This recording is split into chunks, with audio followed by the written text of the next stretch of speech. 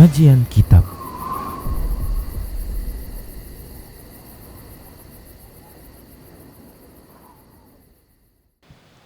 Assalamualaikum warahmatullahi wabarakatuh.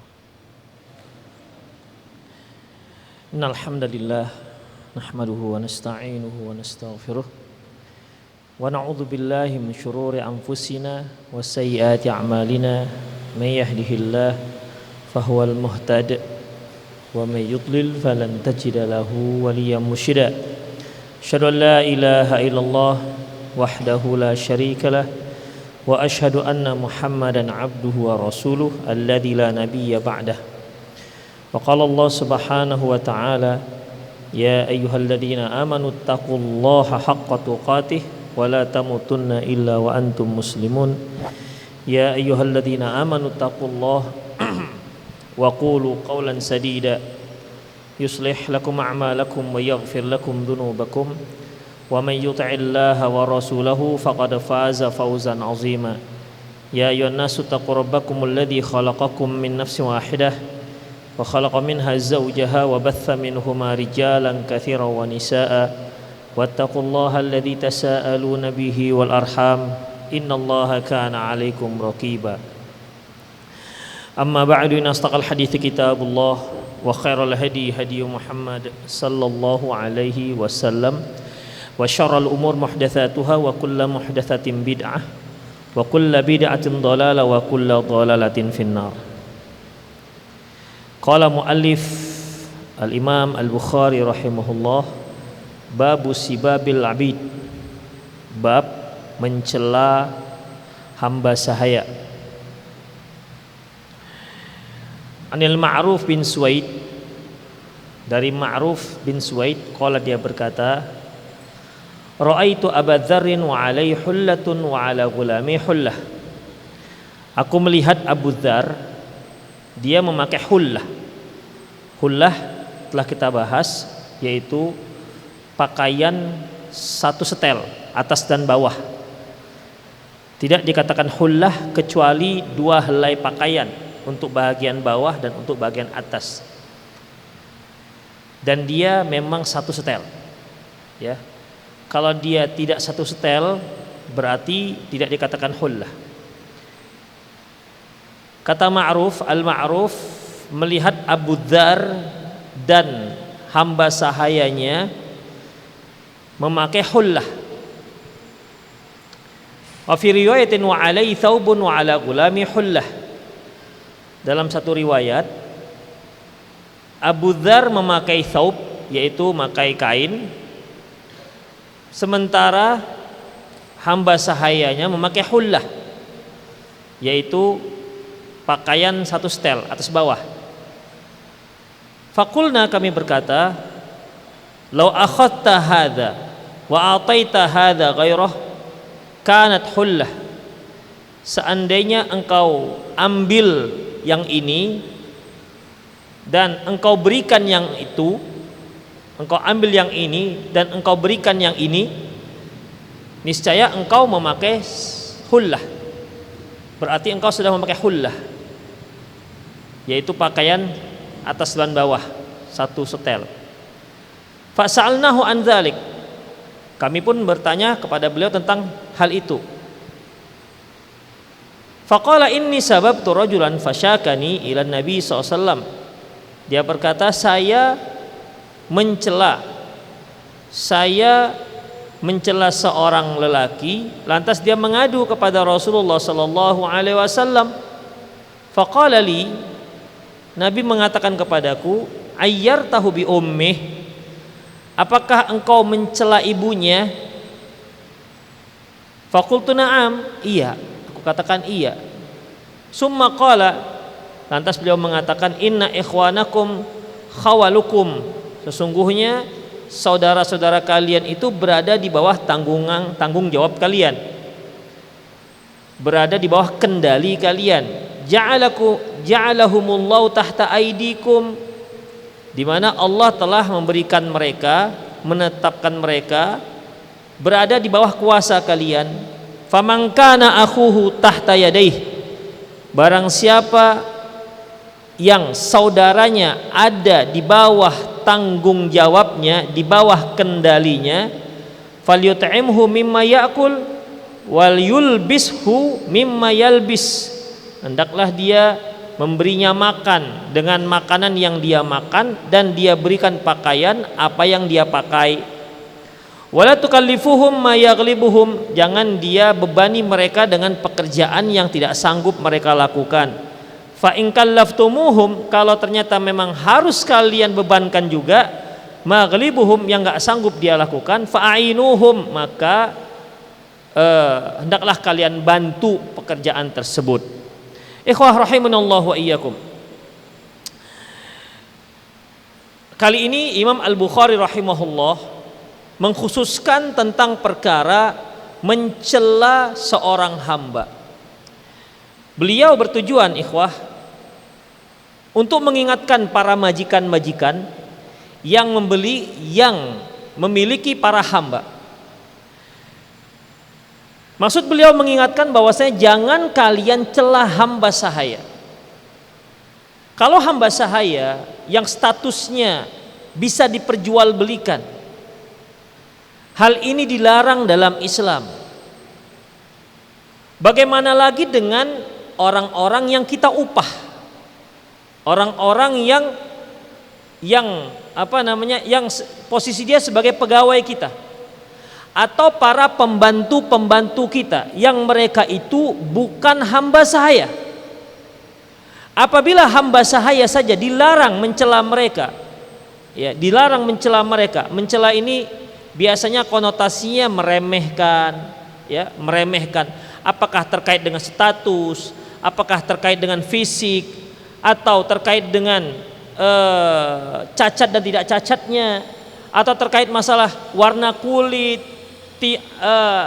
tinggi badan, mungkin mengenai bentuk badan dan lain-lainnya. Itu semua jika kita sebutkan, ya, jika kita sebutkan dalam rangka merendahkan dia, maka dia disebut sab, yaitu mencela.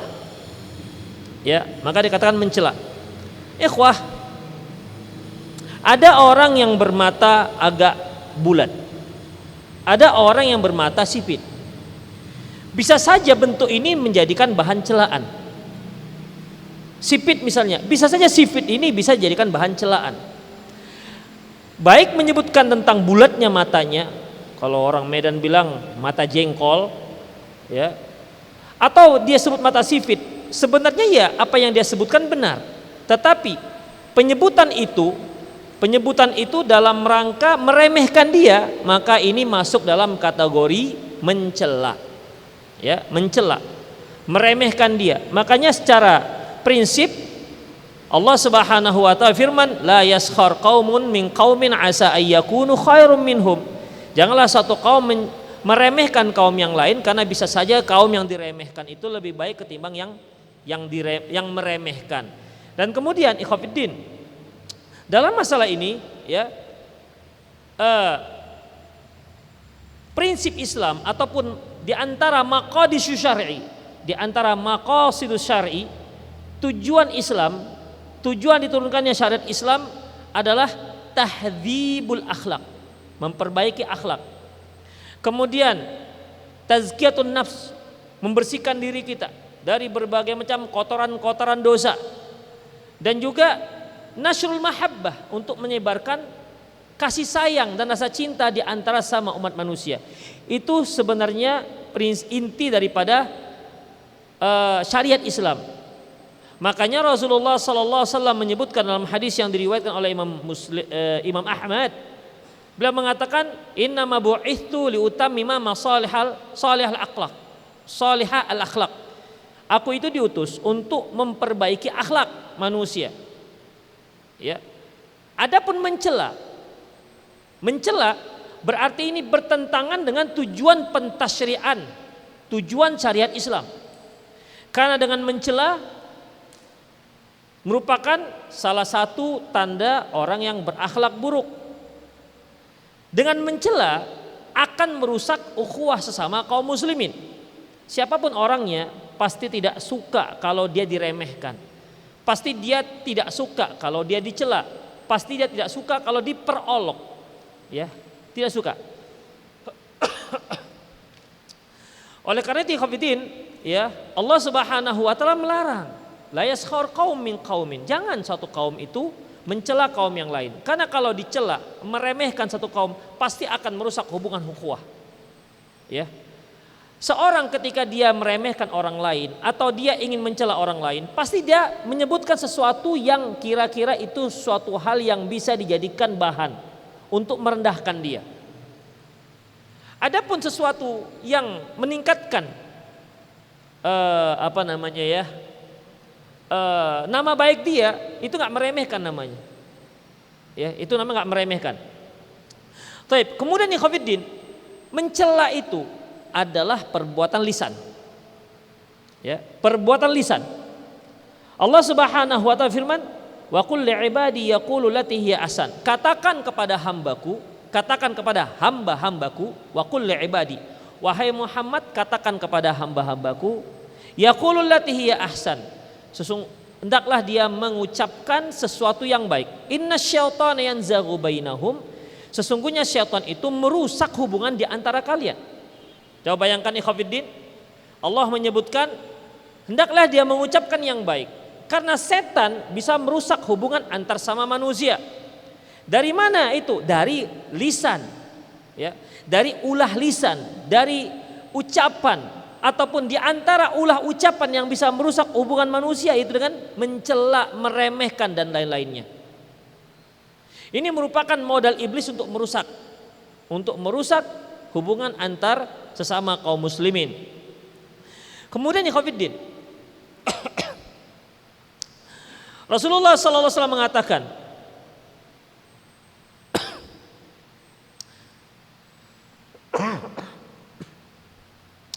sibabul muslim fusuk. Mencela seorang muslim fusuk. Perbuatan fasik. Kalau sudah fasik, berarti hukumnya haram. Ya. Kalau sudah fasik, berarti hukumnya haram. Hadis diriwayatkan oleh Imam Bukhari. Ini kelanjutan hadisnya, sibabul muslim fusuk wa qitalul kufur. Mencela seorang muslim fasik, perbuatan fasik, dan memeranginya adalah sebuah kekafiran. Kemudian ikhwatiddin, pernah satu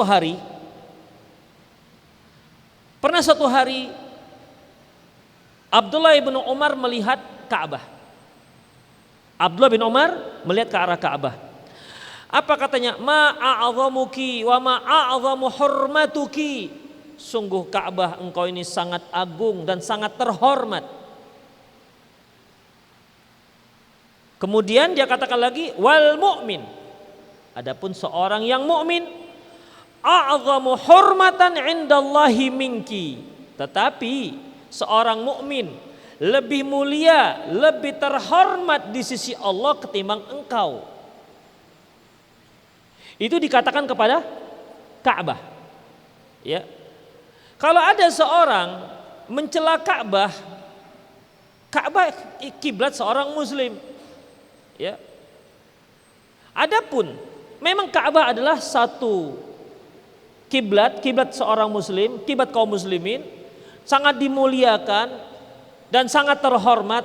Tapi berapa banyak kaum muslimin lebih menghormati Ka'bah ketimbang menghormati kehormatan seorang muslim. Coba kita lihat ketika mereka melihat Ka'bah, mereka cium Ka'bah, kiswahnya itu mereka ambil sapu tangan, mereka usap-usapkan sapu tangan itu di kiswahnya Ka'bah. Kiswah Ka'bah buatan orang Arab. Ya. Buatan orang Arab, ikhwatiddin. Seolah-olah ini merupakan satu benda yang sangat agung, betul. Sangat agung, dimuliakan.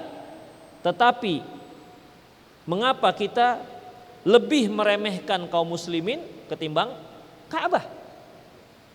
Berapa banyak orang berdesak-desakan, sikut-sikutan di Ka'bah. Terkadang hanya berebut untuk mengusap Ka'bah, dia rela menyikut temannya. Padahal kehormatan temannya lebih wajib dijaga ketimbang Ka'bah. Berapa banyak orang yang rela mati-matian, sikut sana, sikut sini, tolak sana, tolak sini demi mencium Hajarul Aswad yang hukumnya sunnah. Wajib tidak? Sunnah. Bahkan berapa banyak kaum ibu-ibu mereka rela empet-empetan, desak-desakan dengan kaum laki-laki yang itu hukumnya haram. Bahkan rela mereka dipeluk oleh orang Arab supaya dia bisa mencium Hajarul Aswad yang hukumnya sunnah, sementara mereka telah melakukan yang hukumnya haram. Ini orang-orang yang nggak mengerti. Seharusnya seorang muslim tidak boleh melakukan sesuatu yang sunnah, tapi sampai untuk melaksanakan yang sunnah dia harus melakukan yang haram. Ya seperti tadi yang saya katakan, dia mau mencium Hajarul Aswad, tapi dia harus sikut-sikut, harus tolak-tolak kaum muslimin yang lain yang hukumnya haram. Ya, haram hukumnya. Kita menyikut seorang muslim, menyakiti seorang muslim itu hukumnya haram. Tapi begitulah ikhwafiddin, rahimani Allah wa iyyakum. Jadi dari ucapan Abdullah bin Umar ini harus kita ketahui bahwasanya kehormatan seorang muslim itu lebih harus kita jaga ketimbang yang lainnya. Apa tadi kata beliau? Yaitu ma'a'zamuki wa ma'a'zamu hurmatuki. Sungguh engkau sangat agung ya Ka'bah. Sungguh engkau sangat mulia ya Ka'bah. Al-mu'min a'zamu hurmatan indallahi. A'zamu indallahi hurmatan. Tetapi seorang mukmin lebih terhormat, lebih besar mulianya, lebih tinggi kemuliaannya ketimbang Ka'bah. A'zamu hurmatan minki. Baik, kemudian ikhwati fillah rahimani Allah wa iyyakum.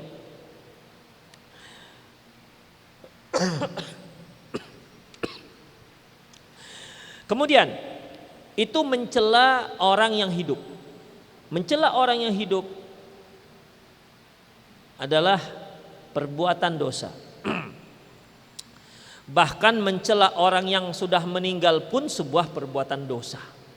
Rasulullah sallallahu alaihi wasallam bersabda dalam hadis yang diriwayatkan oleh Imam Tirmidzi, disahihkan oleh Syekh Al-Albani rahimahullah, la tasubbul amwat, kata Rasulullah. Jangan kalian mencela orang yang sudah meninggal. Jangan kalian mencela orang yang sudah meninggal. Fatu'dzul hayat. Hal itu akan menyakiti orang yang masih hidup. Misalnya kalau ada keluarga kita yang sudah meninggal, kemudian dicela oleh seseorang. Tentu kita sebagai anak atau mungkin sebagai orang tua atau sebagai famili atau sebagai adik, sebagai abang, kita akan tersinggung dengan celaan tersebut. Dalam hadis yang lain yang diriwayatkan oleh Imam Bukhari, Rasulullah SAW juga menyebutkan, la tasubbul amwat. Jangan kalian mencela para orang-orang yang sudah meninggal. Fa innahum qad afdu ma qaddamu. Mereka itu sudah mendapatkan balasan apa yang telah mereka amalkan. Oleh karena itu ikhwah, kita tidak dibenarkan mencela mayat. Mayat saja nggak boleh kita cela, apalagi orang yang masih hidup. Orang yang masih hidup, tingkat sosialita yang paling rendah adalah hamba sahaya. Hamba sahaya saja tidak boleh dicela, apalagi orang yang merdeka. Hamba sahaya kita bisa perjualbelikan dirinya dengan bebas, terserah. Kalau dia perempuan silakan boleh disetubuhi tanpa dinikahi, boleh. Karena dia hamba saya statusnya. Mereka dengan status yang seperti itu diharamkan dicela. Tidak boleh dicela. Apatah lagi orang-orang yang berada di bawah tanggungan kita, tanggung jawab kita, seperti orang-orang yang kita upah untuk mengerjakan, membantu pekerjaan kita, atau pegawai-pegawai kita. Ini lebih diharamkan ya untuk dicela. Oleh karena itu ikhwatiddin, berapa banyak kita lihat para majikan-majikan ketika dia melihat ada pekerjaan pegawainya yang tidak sesuai dengan apa yang dia inginkan, maka keluarlah sumpah serapah, caci maki yang tidak layak. Saya yakin itu pegawai, seandainya dia sanggup untuk membalas, dia akan balas itu. Tapi dikhawatirkan nanti dia akan dipecat lah, maka dia sabar-sabar, terpaksa sabar. Ya, terpaksa sabar. Oleh karena itu ikhwah, kalau antum punya pegawai ataupun nanti satu ketika Masya Allah Allah takdirkan antum menjadi seorang general manager atau menjadi CEO misalnya, atau intinya antum punya bawahan misalnya, jangan sekali-sekali mencela. Jangan sekali-sekali mencela. Kemudian ikhwah, ya. Ada satu celaan yang lebih parah, lebih besar dosanya. Apa itu? Mencela sahabat. Ini betul-betul yang melakukannya adalah orang-orang yang kurang ajar terhadap para sahabat. Ini orang-orang Syiah yang berani-berani, yang lancang mencela para sahabat. Orang-orang yang mendapat rekomendasi Rasulullah SAW, yang direkomendasi oleh Allah Subhanahu wa taala, khairun nasi qarni tsummal ladzina yalunahum tsummal ladzina yalunahum. Sebaik-baik generasi adalah yang hidup di generasiku, di zamanku, kemudian setelahnya dan setelahnya. Kemudian Rasulullah melarang la tasubu ashabi, jangan kalian cela sahabat-sahabatku. Allah memberikan rekomendasi was-sabiqunal awwaluna minal muhajirin wal ansar walladzina tabauhum bi ihsan radhiyallahu anhum wa radu'an. Allah katakan Allah ridho kepada mereka, tapi ada orang-orang yang lancang mulutnya mencela mereka. Bahkan orang-orang yang jelas-jelas Rasulullah sallallahu alaihi wasallam jamin mereka masuk surga, seperti Abu Bakar, Umar, Utsman dan lain-lainnya. Ini celaan yang paling besar dosanya. Pencelaan yang paling besar dosanya. Kemudian, apakah sama sekali kita tidak boleh mencela? Boleh, ada saatnya boleh. Tetapi di saat membalas celaan orang lain, hanya di situ bolehnya. Itu pun ada aturannya. Rasulullah SAW mengatakan, al-mutasabani maqala fa'ala al-badi minha malam ya'tadi al-madlum.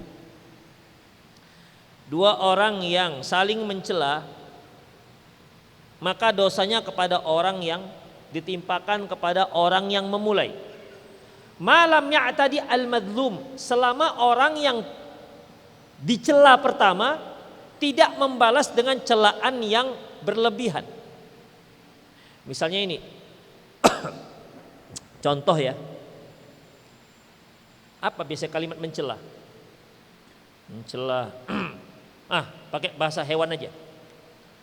Kamu monyet, kan biasa dipakai orang ya. Kamu monyet, dia balas, kamu monyet kurap. Itu kan bertambah tuh, ada kurapnya, ya. Maka dia menzolimi berarti.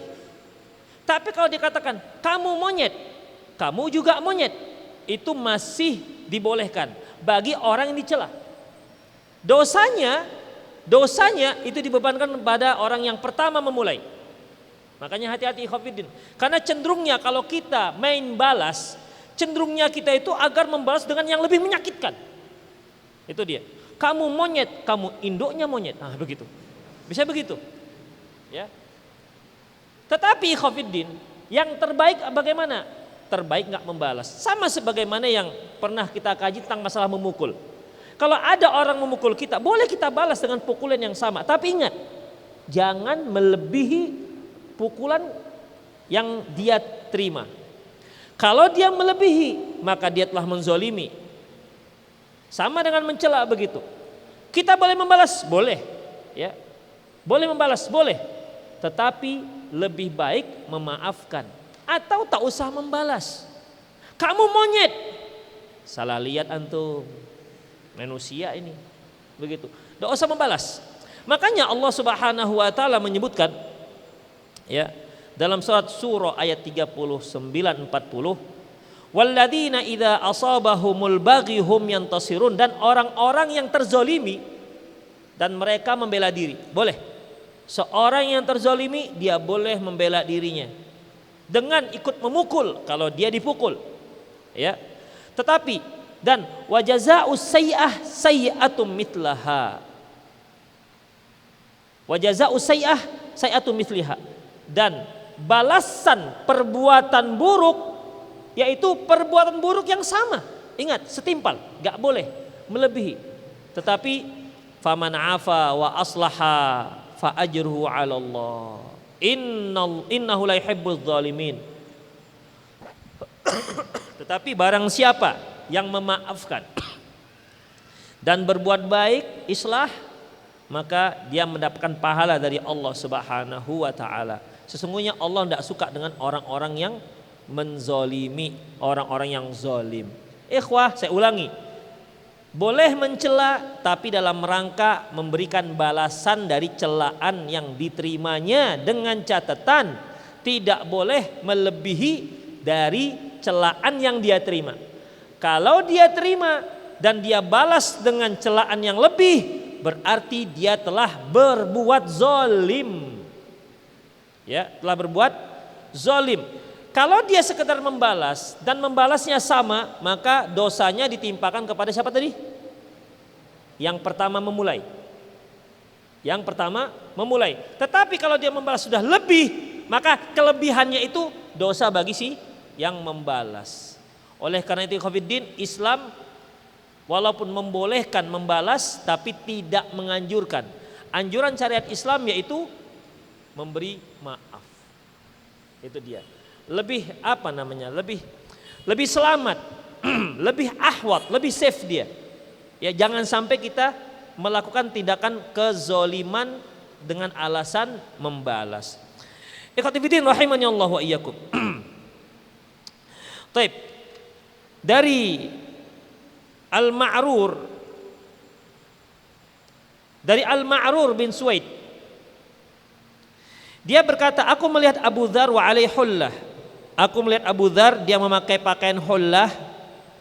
Kemudian wa ala ghulamihi wa alaihi thawbun wa ala ghulami hullah.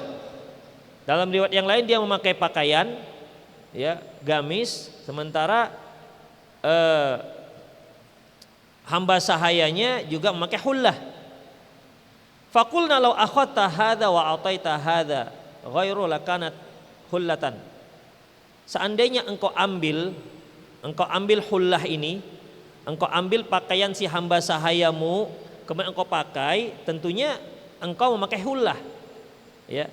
Jadi di sini Al-Ma'rur bin Suwaid melihat ini kok sama baju majikan dengan hamba sahayanya. Ya, tidak ada beda. Ya, kalau dia memakai satu merek, maka si hamba saya juga sama.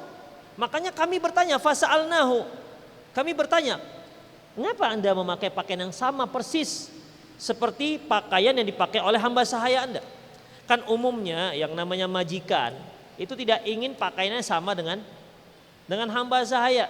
Bahkan biasanya majikan tidak ingin pakaiannya sama dengan pegawai-pegawainya. Apalagi majikan-majikan yang menjaga prestisnya, yang menjaga image, yang menjaga wibawanya, yang dianggap bahwasanya dengan penampilan yang berbeda dengan pegawainya dia menjaga karismatiknya sebagai ketua. Oke lah, nggak ada masalah, ya. Tapi kali ini ada perbedaan, di mana Abu Dzar dan hamba sahayanya memiliki pakaian yang sama kualitas. Makanya kami pun bertanya, kenapa kok seperti ini? Mengapa Anda samakan pakaian Anda dengan pakaian hamba sahaya Anda? Lantas Abu Dzar menjawab, inni sababtu rajulan, sesungguhnya aku mencela seseorang. Sungguhnya aku mencela seseorang. Di sini Abu Dzar tak menyebutkan siapa nama orangnya. Abu Dzar tidak menyebutkan siapa nama orangnya karena memang nggak perlu di sini. Di sini Abu Dzar radhiyallahu anhu sedang menjelaskan bagaimana sikap seorang majikan terhadap hamba sahayanya dalam masalah pakaian dan dalam masalah hukum mencelaknya. Jadi nggak perlu disebutkan siapa orangnya. Inni sababtu rajulan. Aku itu mencela seseorang.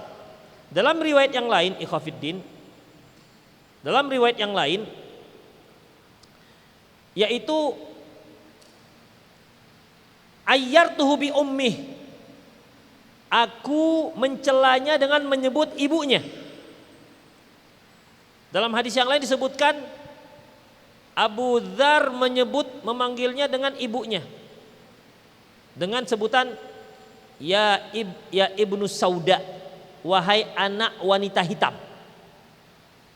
Anak wanita hitam. Ya. Hamba sahayanya ini punya ibu. Ibunya wanita yang berkulit hitam. Jadi dia menyebut-nyebut ibunya untuk merendahkan si hamba saya, untuk mencela si hamba saya. Terkadang kan di tengah-tengah masyarakat kita, bahan celaan itu bisa juga dengan menyebutkan orang tua, ya kan? Ya. Bisa menyebut orang tua. Misalnya, anak tukang beca misalnya. Karena dia lihat orang tuanya tukang beca. Jika itu bisa dijadikan sebagai bahan untuk mencela.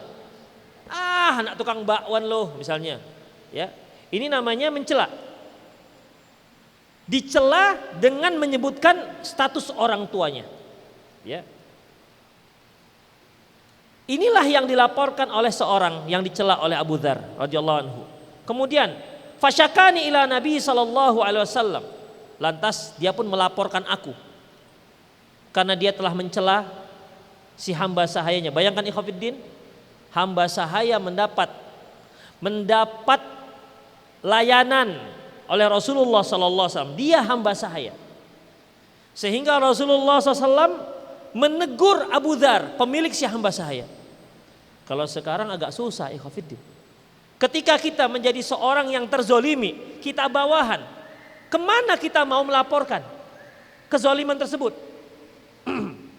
Ya, kemana kita mau melaporkan? Majikan kita telah menjolimi kita. Kemana mau kita laporkan? Kalau mau kita laporkan ke pengadilan, mau kita laporkan, kita minta pengacara untuk melaporkan kezoliman yang dilakukan. Ya sekarang itu nggak bisa kalau nggak ada fulus, iya kan? Makanya hepeng dan mengatur nagaraon.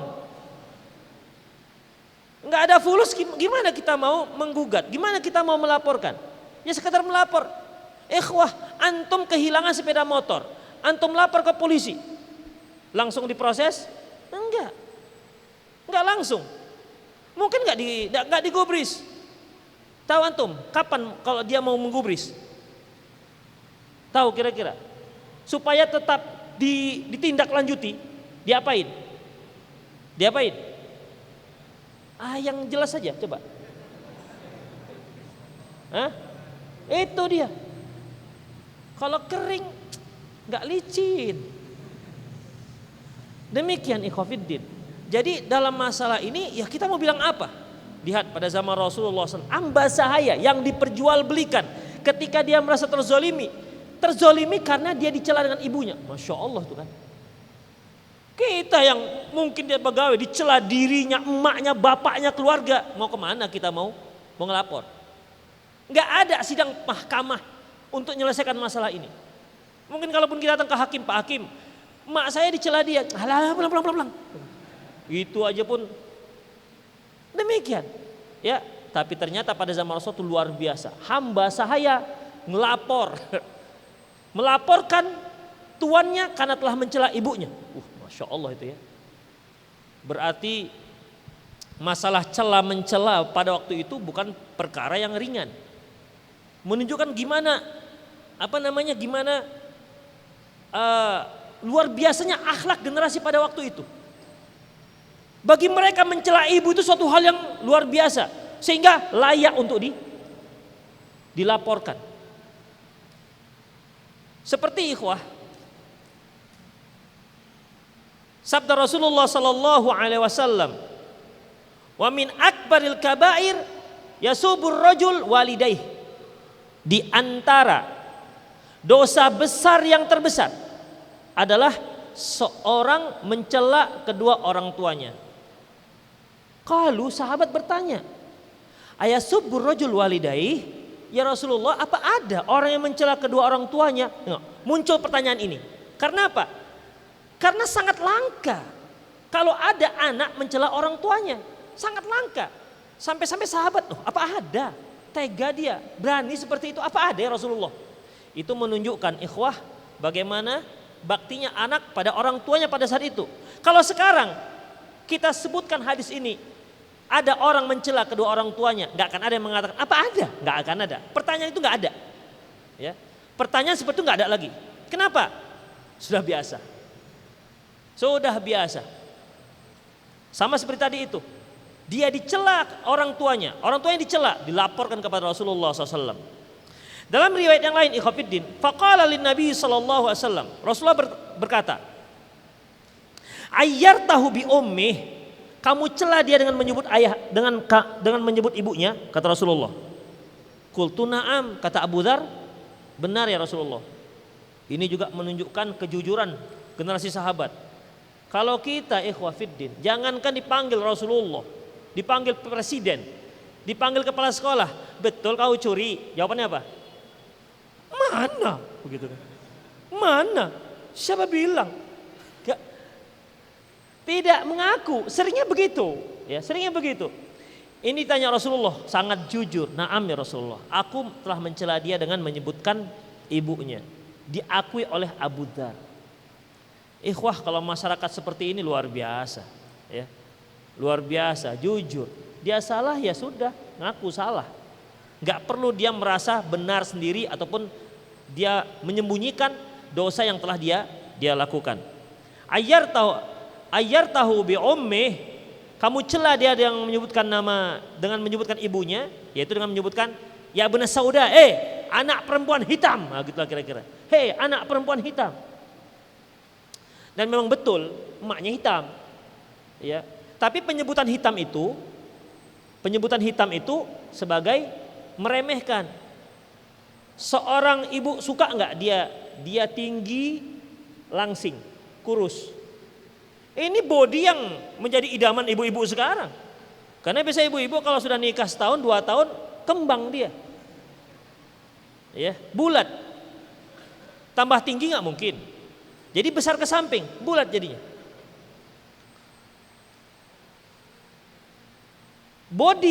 Bentuk body yang ideal kepinginnya tuh tinggi, langsing, kurus kan begitu, langsing. Taib. Kalau dia mengatakan, hei anak perempuan kurus, gimana? Ini konteksnya konteks penghinaan. Padahal itu yang idealnya, itu yang diinginkan oleh kaum wanita sekarang. Ya, hei anak perempuan kurus. Ya. Karena ini konteksnya mencela, makanya tak dibolehkan. Tapi kan betul emaknya kurus, iya emaknya betul kurus, tapi jangan disebut-sebut kekurusannya gitulah kira-kira. Itulah ikhwafiddin. Baik. Kemudian summa qala, kemudian beliau sallallahu alaihi wasallam mengatakan, inna ikhwanakum khawalukum ja'alahumullah tahta aidikum. Sesungguhnya saudara kalian itu khawalukum. Khawal ini berada di bawah tanggung jawab atau berada di bawah kuasa kalian. Yang Allah jadikan dia berada di bawah kendali kalian. Maka faman kana akhuhu tahta yadayhi. Barang siapa yang saudaranya berada di bawah kendalinya, bawah kuasanya, maka falyut'imhu mimma ya'kulun wal yulbishu mimma yalbisu. Hendaklah dia memberi makan apa yang dia makan dan memberikan dia pakaian dengan pakaian yang dia pakai. Kalau dia makannya rendang, maka dia kasih hamba sahaya makan rendang. Kalau dia makan kepala kakap, gulai kepala kakap, ya dia berikan juga hamba sahayanya, nggak boleh beda. Ya, kalau dia memakai pakaian yang baju misalnya, atau gamisnya misalnya harga 300.000 atau 400.000, maka dia pakaikan juga itu. Kalau seorang akhwat, dia punya hamba sahaya, dia beli jilbab. Jilbab apa yang sekarang paling in, sedang hot dia. Jilbab 3 in 1 misalnya begitu. Ya, antum tahu jilbab 3 in 1? Enggak tahu ya, nanti antum tanya emak antum. Tanya istri antum kalau punya istri. Baik. Dia pakaikan itu juga untuk hamba sahayanya. Kalau ada hamba sahaya, sedangkan hamba sahaya saja diperlakukan seperti itu, apalagi pembantu. Kalau dia punya jilbab, French khimar misalnya, dia belikan juga itu. Jangan dia pakai jilbab yang harganya 300.000, sementara pembantunya dia jahitkan jilbab dari kain tepung segitiga itu. Segitiga biru. Ada pun di dadanya itu segitiga biru. Nggak boleh. Ya, demikian. Ini kalau kita lihat konteks hadisnya. Tapi para ulama berkata bahwasanya ini ala sabilil istihbab. Sebaiknya seperti itu, bukan wajib. Laisa ala sabil wujub, bukan wajib, tapi sebaiknya. Kenapa ya Khafiddin? Karena yang wajib itu bil ma'ruf, memberikan makan dengan makanan yang layak dan beri pakaian dengan pakaian yang layak. Itu dia. Itu yang wajib. Tapi harus sama? Tidak. Ya. Harus sama? Tidak wajib. Kalau iya, kalau dia melakukan maka itu lebih afdol. Kemudian ikhwatiddin rahimani Allahu wa iyyakum.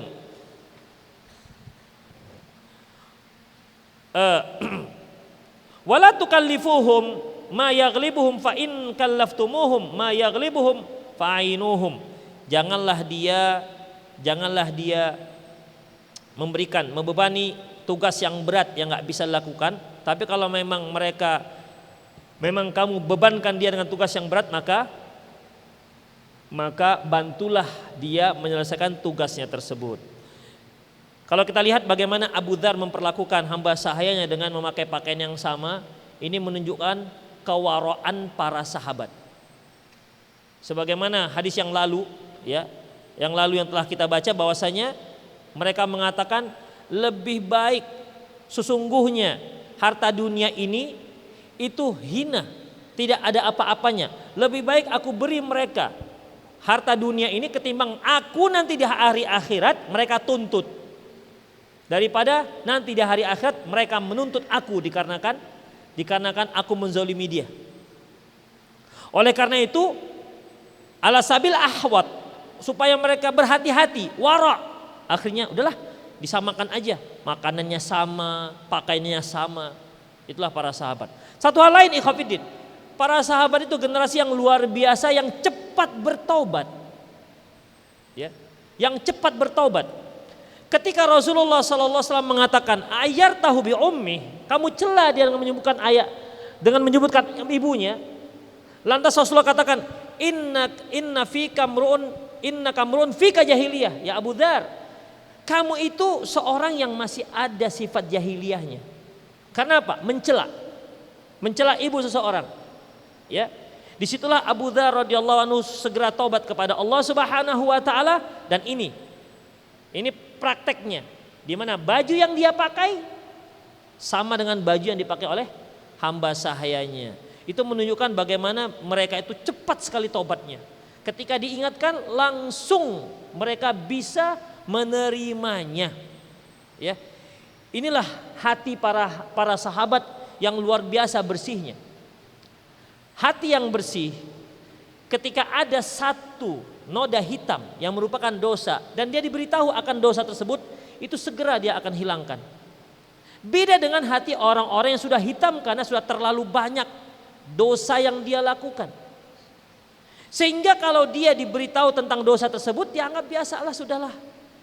Bukankah Rasulullah pernah menyebutkan bahwasanya, ya, para ulama kita pernah menyebutkan bahwasanya satu dosa bagi sahabat itu, bagi para sahabat itu bisa bagaikan gunung yang siap menimpa mereka. Adapun bagi kita dosa itu bagaikan, kita menganggap bagaikan lalat yang sedang hinggap di hidung kita dan kita kipaskan begitu aja, ringan. Begitulah bagi mereka dosa itu.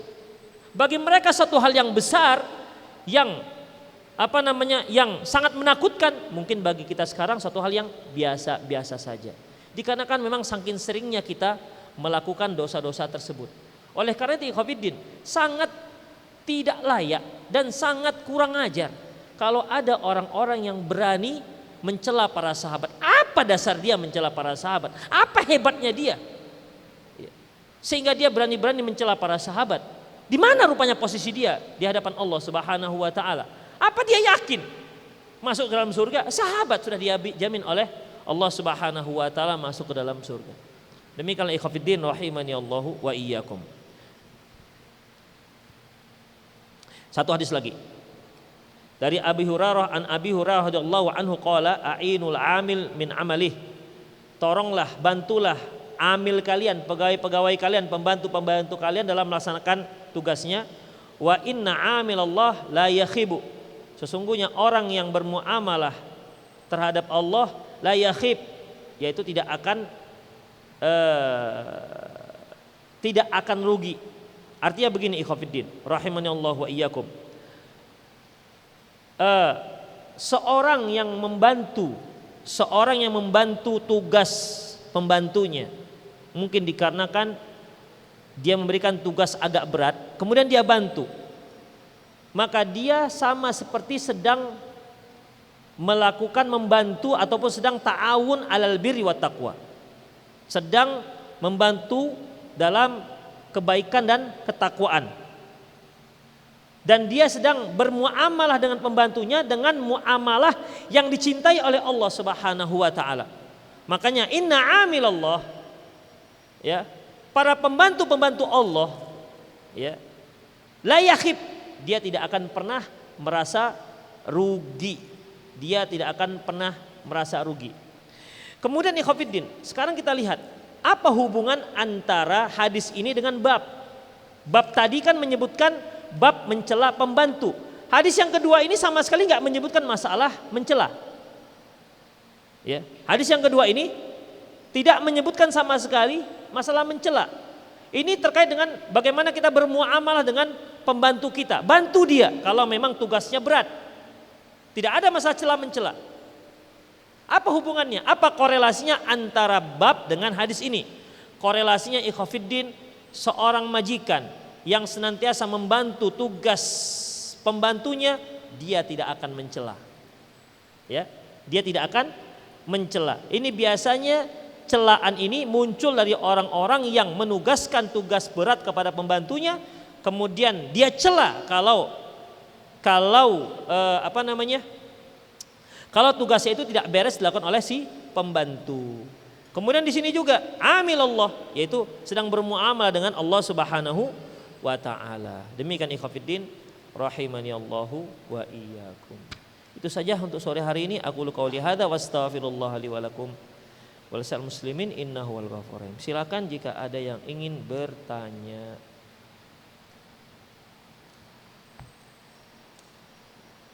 Fadhal.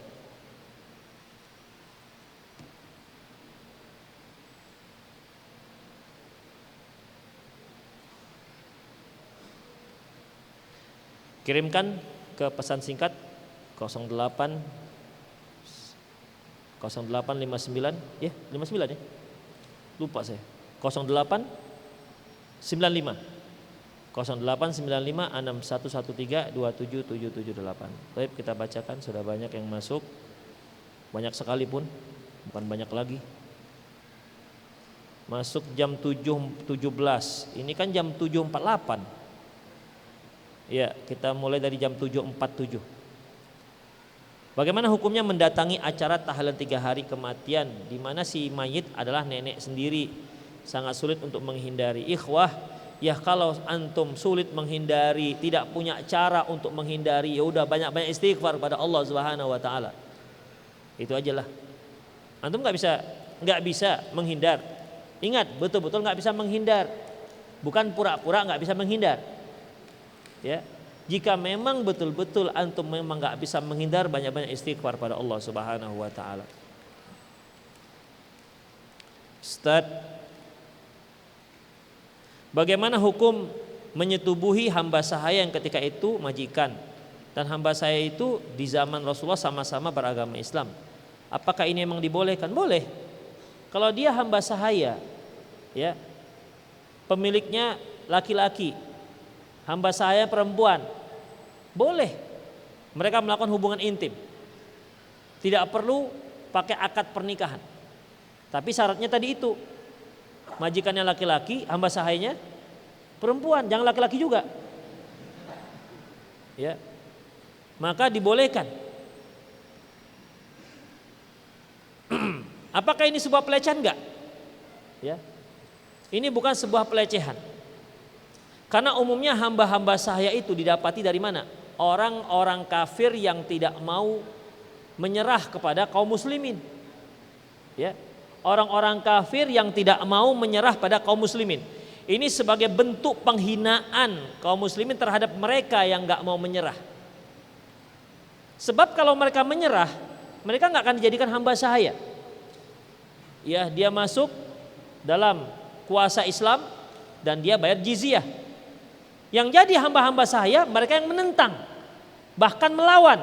Makanya ketika mereka kalah, perempuan-perempuan mereka, kemudian laki-laki mereka jadi hamba sahaya. Tapi ada hamba-hamba sahaya yang mukmin, ada. Mereka sudah masuk Islam. Itu dia umumnya. Mereka sudah masuk Islam. Makanya mereka sudah masuk Islam. Ini diprioritaskan untuk dimerdekakan. Diprioritaskan untuk dimerdekakan. Oleh karena itu ikhwatiddin, begitupun syariat Islam selalu dalam berbagai hal masalah kafaroh, selalu yang pertama yaitu memerdekakan hamba.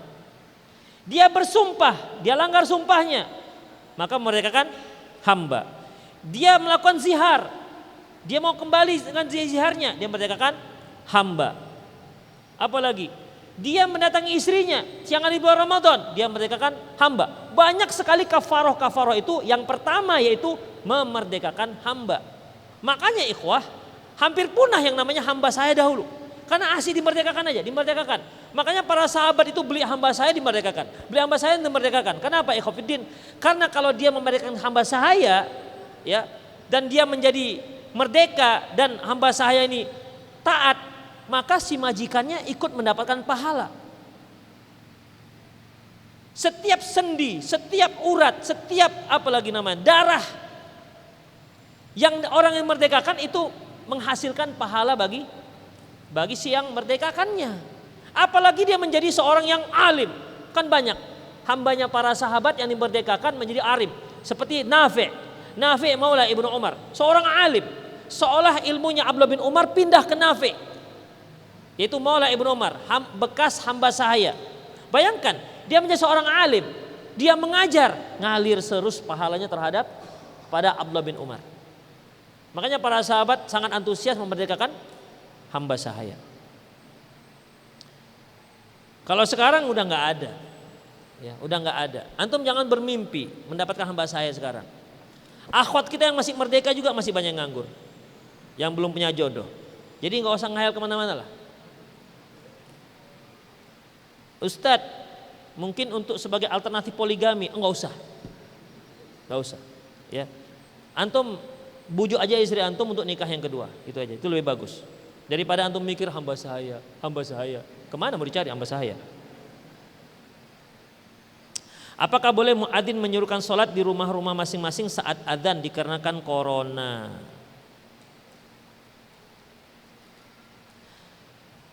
Ikhwah perhatikan masalah corona.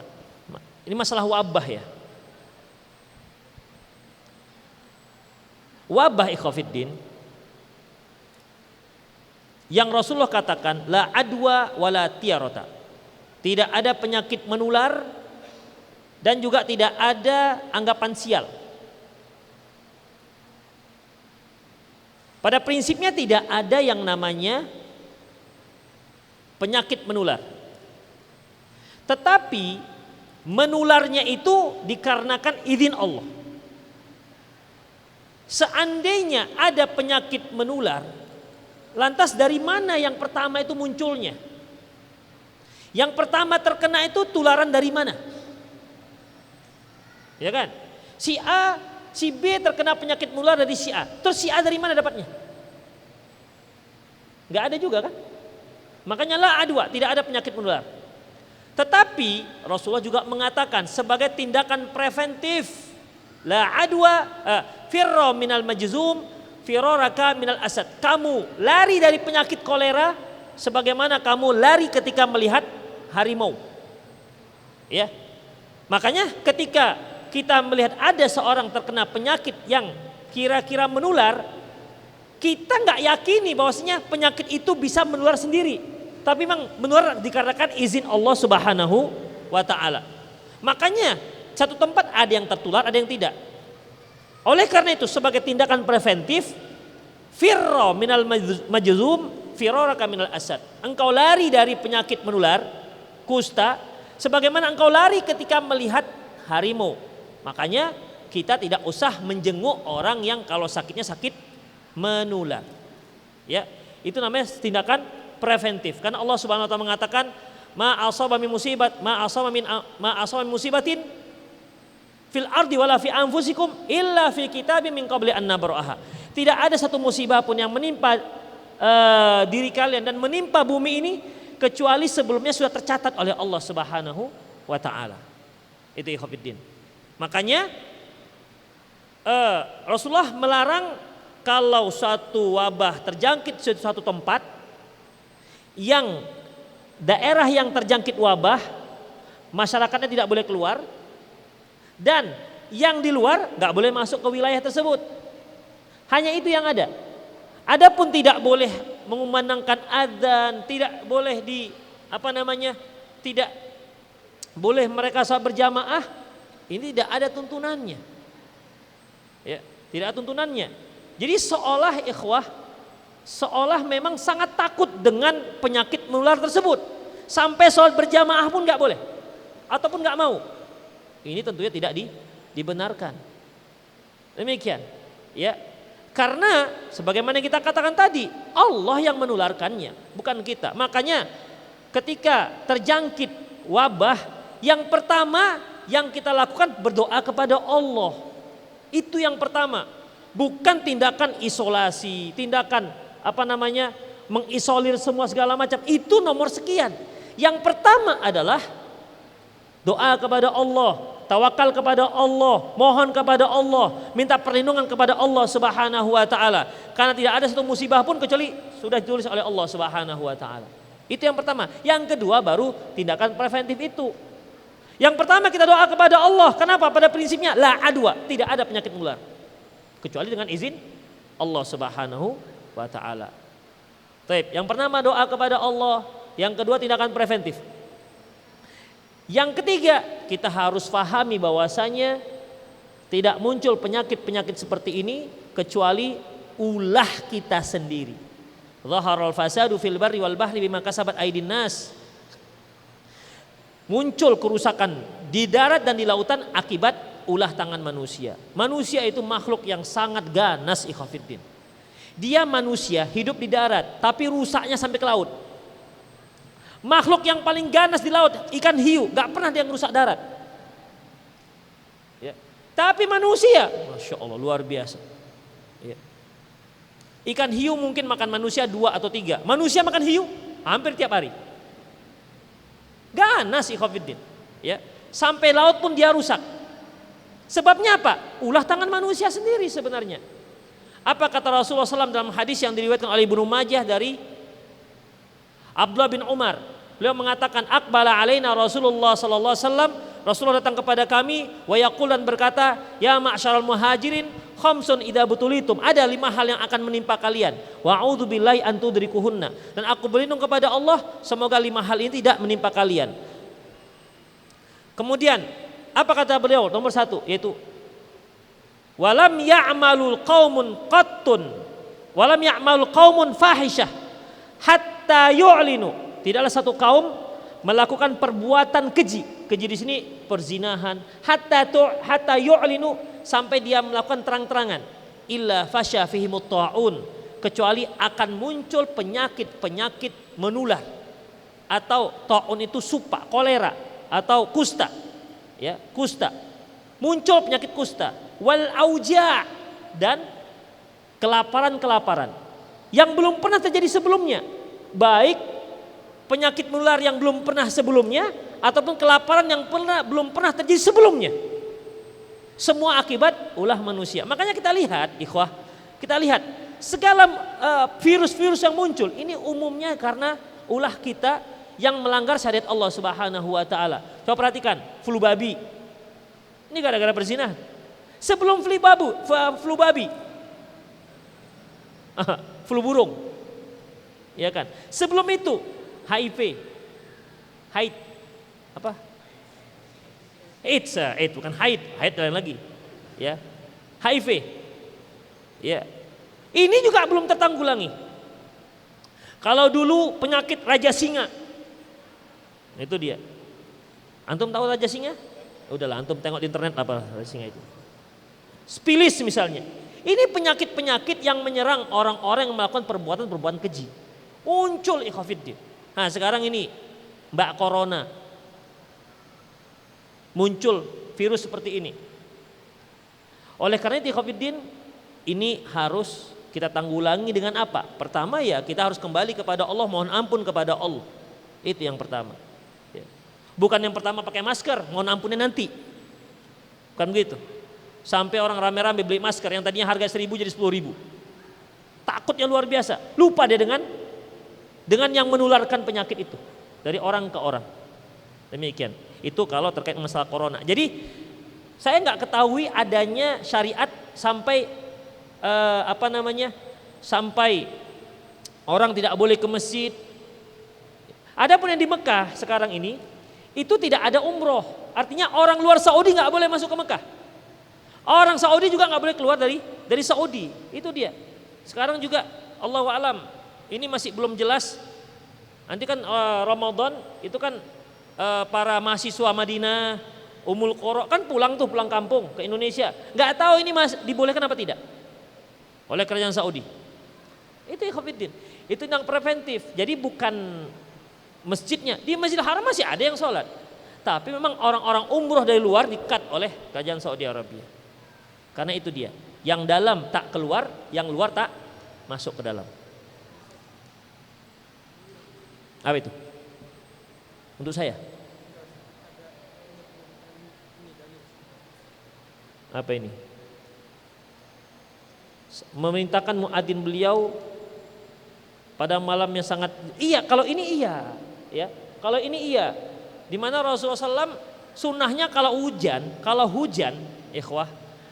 hujan memang kita disunnahkan menyebutkan sallu fi rihalikum, bahkan ketika Jumat apabila salat pas waktu Jumat sementara hujan lebat, Abdullah bin Abbas pernah menyuruh muadzin, jangan kamu katakan hayalas shalah, tapi katakan sallu fi rihalikum. Sampai orang-orang merasa aneh, ini apa pula nih azan Jumat? Apa kata Ibnu Abbas? Begitulah sunnah Nabi kalian. Ditanya, kenapa kok sampai seperti itu? Saya tidak ingin kaum muslimin susah ke masjid dengan melalui tempat yang berlumpur. Kalau itu ikhwatiddin. Ya. Susah untuk hadir. Kenapa? Harus melalui tempat-tempat yang berlumpur, bahasa kita becek-becek lah gitu. Ya, kesulitan datang ke masjid. Kalau itu apakah ini bisa dikiaskan dengan virus? Allahu a'lam bishawab. Setahu saya nggak bisa. Karena kalau hujan terkait dengan personalnya susah datang ke masjid. Kalau virus corona, pertama entah iya atau enggak ada. Ya kan? Kita enggak tahu apakah menular apa tidak. Entah ada atau enggak di masjid. Kalau ini dibuat, yang malas-malas masjid punya dalih lah. Aduh, kita bukan enggak ke masjid bang, virus corona. Kan alasan namanya. Ya, itu dia. Ya, jadi Allahu a'lam bishawab. Saya belum tahu apa sisi kesamaannya antara hujan dengan virus corona tersebut. Kalau hujan jelas, becek jelas. Ya, tapi corona nggak jelas. Ustadz, ada keluarga saya yang menjalankan arisan keluarga kurban, apa hukumnya? Ya nggak ada masalah ikhwatiddin kalau seandainya memang itu lebih dimudahkan. Misalnya mereka 10 orang nih, hari ini si fulan, tahun besok si fulan, tahun besok si fulan. Ya sebenarnya nggak ada masalah. Kalau memang harganya konstan. Yang repotnya hari ini harga lembu tahun ini 15 juta, tahun depan karena kena virus corona atau lembu banyak yang meninggal, akhirnya naik harga lembu menjadi 25 juta. Terus gimana? Kan arisan ini sistemnya ketika kita mendapatkan yang pertama Kan kita seperti ngutangin ya. Kita ngutang dengan teman-teman arisan kita. Karena bayaran pertama 1 juta, berarti saya ngutang 14 juta misalnya. Kalau anggotanya 15 misalnya nih, ya. Berarti saya ngutangnya 14 juta. Berarti kan saya menyicil tiap tahun sejuta supaya yang nomor berikutnya bisa berkorban. Masalahnya kalau seandainya lembunya naik harganya gimana? Siapa yang nanggung? Yang tadinya saya berhutang 14 juta, akhirnya karena lembu naik, gimana? Naik hutang saya. Oke kalau cuma 25 juta naik sampai 50 juta gimana? Siapa yang nanggung? Di situ kekhawatirannya. Ya, di situ kekhawatirannya. Kita cari harga lembu yang konstan, yang tadinya 150 kilo, misalnya 20 juta, ya kalau tahun depan 15 juta, ternyata mahal, ya turunkanlah yang 100 kilo, mau nggak yang berkorban?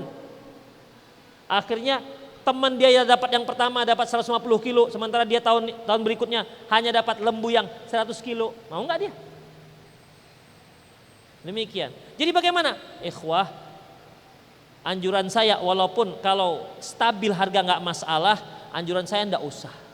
Karena apa? Karena yang namanya kurban itu terkait hukumnya dengan kemampuan antum. Antum mampu silahkan, atau antum tabung sendiri. Tabung misalnya. Man hamma bihasanatin falam ya'malha kutibalahu ajran kamilan indallah. Barang siapa yang sudah berazam berbuat baik, gak jadi dia lakukan, Allah sudah tulis untuk dia 1 pahala sempurna. Jadi antum menabung aja sendiri, nabung, tiba-tiba anak-anak sakit atau perlu sekolah atau kena ini kena itu, sehingga dia harus terpaksa menggunakan tabungan dia yang dia khususkan untuk kurban. Bagaimana? Sudah tercatat. Dia tercatat sebagai orang yang berkurban. Demikian enak kan? Kenapa kita harus nyusah-nyusahkan diri untuk pakai arisan sehingga tabungan kita terkait dengan orang lain? Itu pun kalau kita bisa membayar. Kalau enggak gimana? Bermasalah berikutnya. Makanya sudah, antum tabung aja buat celengan besar di rumah. Tuh, ya. Pokoknya insya Allah saya tahun depan target saya akan berkorban. Tabung. Qadarullah ma syafa'alah, terpakai. Karena niaga antum tumpur misalnya, bangkrut, termakan modal, terpaksa antum ambil tabungan ini untuk menyelamatkan usaha antum. Antum sudah mendapat, sudah tercatat orang yang berkorban, sementara uangnya antum gunakan untuk usaha. Enak kan? Allah kasih kemudahan, kenapa sulit? Kenapa kita persulit? Demikian juga haji. Haji itu man istata'a ilaihi sabila, yang sanggup untuk ke sana. Hartanya, kemampuannya, kesehatannya, kemudian juga bekal yang ditinggal untuk keluarga, itu yang namanya sanggup. Kalau nggak sanggup ya sudah, jangan dipaksakan sampai harus berhutang-hutang memakai haji talangan. Riba ikhwatiddin. Nggak dibolehkan. Demikian. Kenapa kita menyusahkan sesuatu yang tidak mampu kita lakukan? Banyak ibadah yang mampu kita lakukan ikhwatiddin, banyak sekali. Rajin ke masjid kan mampu kita lakukan. Kaum laki-laki berusaha mendapatkan takbir pertama kan mampu kita lakukan. Kenapa kita maunya yang memang kita sendiri nggak sanggup melakukannya? Banyak hal sebenarnya yang bisa kita lakukan. Makanya seorang mukmin itu harus cerdas dalam mensikapi ibadah yang dia lakukan.